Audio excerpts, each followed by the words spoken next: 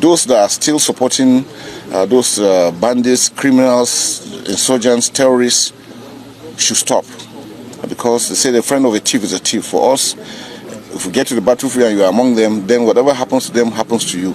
We have heard the saying 1,000 times in this country that every day is for the thief, but one day is for the owner.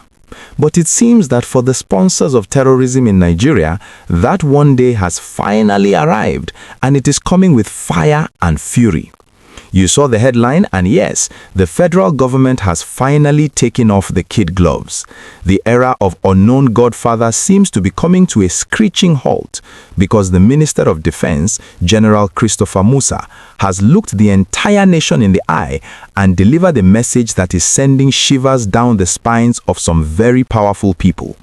We are receiving confirmed reports and video footage from the 2026 Armed Forces Celebration and Remembrance Day in Abuja, where the minister declared that the time for hiding is over.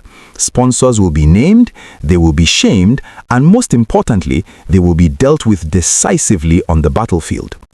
We are going to take you straight to the National Arcade in Abuja to break down exactly what was said during this historic event. We will analyze the specific warning General Musa gave to those friends of thieves who think they are untouchable, and we will discuss the frightening but necessary new rules of engagement he laid out for the military, basically saying that if you are caught standing next to a terrorist, you will suffer the same fate as the terrorist. If you want to know if this is finally the turning point where the big men behind the insecurity are exposed, please do me a massive favor and smash that like button right now. It helps us push this truth to every corner of Nigeria so people know what is coming. And if you are not yet a subscriber, click that button and turn on the notification bell. You need to be here as we track who ends up on this list of shame. Let's get into the gist of this explosive announcement. For years, the biggest frustration for the average Nigerian has been the mystery of supply. We all ask the same questions. How do bandits in the bush get brand new motorcycles? How do insurgents in the northeast get anti-aircraft guns? How do they get food and medicine delivered to deep forests? We know these things cost millions, and we know the ragtag fighters in slippers don't have that kind of money. It has always been clear that there are financiers, people in high places, people in comfortable offices, or even people in our communities who are funding this bloodshed for profit or politics. Well, General Christopher Musa, who is the former Chief of Defense Staff and now the Minister of Defense, used the solemn occasion of the Armed Forces Remembrance Day to address this elephant in the room. Speaking at the event, which was attended by President Bola Ahmed Tinubu and the highest echelon of the Nigerian military, General Musa did not mince words. He issued a stern, final warning to these collaborators. He said, and I quote, "Those who are still supporting bandits, criminals, insurgents, and terrorists should stop forthwith." But he didn't stop there. He used a very deep and heavy proverb that every Nigerian understands perfectly. He said, as the saying goes, the friend of a thief is a thief. Now let's pause and really look at the weight of that statement.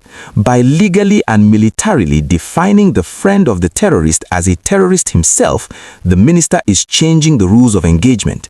He went further to warn that if the military meets you on the battlefield among the criminals, whatever happens to them happens to you. This is a game changer. It means there is no more room for excuses like "I was just delivering a message" or "I was just visiting." If you are found in the camp of the enemy, you are treated as the enemy. This removes the legal shields that many informants and logistics suppliers have used to escape justice in the past. The minister declared that the federal government has given security agencies a clear mandate to act decisively. This isn't just a suggestion, it is an order. It suggests that the intelligence agencies likely have gathered the names and the evidence, and they are now ready to move from the investigation phase to the action phase. The atmosphere at the parade ground was intense when he said this. Usually, these events are just for laying wreaths and releasing pigeons, but this year, the speech felt like a war declaration against the internal saboteurs. I want to pause here and ask you, the viewer, a very serious question. We have heard about lists of terror sponsors before, especially in previous administrations, but we never really saw convictions or public naming. Do you think this time will be different? Do you trust that the government will actually publish the names of these sponsors, even if they are politicians or wealthy businessmen? Drop your honest thoughts in the comments below. I really want to know if you think they have the political will to do it this time. General Musa also used the opportunity to remind us why we were gathered there in the first place. The Armed Forces Remembrance Day is not just a ritual, it is a debt we owe. He noted that the celebration is to honor the fallen heroes, men and women who kissed their families goodbye and never came back, and also to appreciate the serving personnel who are currently in the trenches. He reassured the troops that President Tinubu is committed to their welfare and operational effectiveness. This is crucial because a well-motivated soldier is a dangerous soldier to the enemy. If the troops know that the government is going after the sponsors and not just the foot soldiers, it boosts their morale. They know they are not fighting a hydra-headed monster where the heads keep growing back because the root is still fed. The minister also appealed to good Nigerians. He said it is important for citizens to provide necessary information to security agencies. This is where you and I come in. The see something, say something policy is now more critical than ever. If you know who is buying the stolen cattle or who is selling the petrol and jerry cans to the forest camps, you are part of this war. The minister's speech implies that silence is now equal to complicity. It is also interesting to note the timing of this warning, January 2026. We are entering a new phase of the administration where results are expected.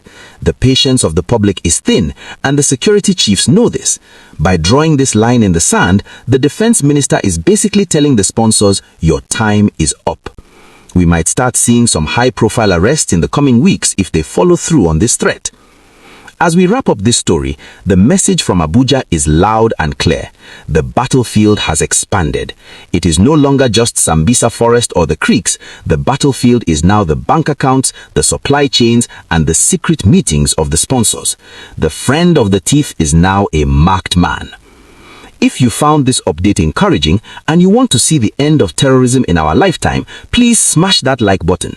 Let's get this video to 10,000 likes to show the Nigerian army that we support them in going after the big fish.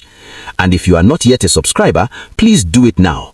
We will be watching closely to see if they release those names, and you can bet we will bring that news to you first. Stay safe, stay vigilant, and remember, security is everybody's business.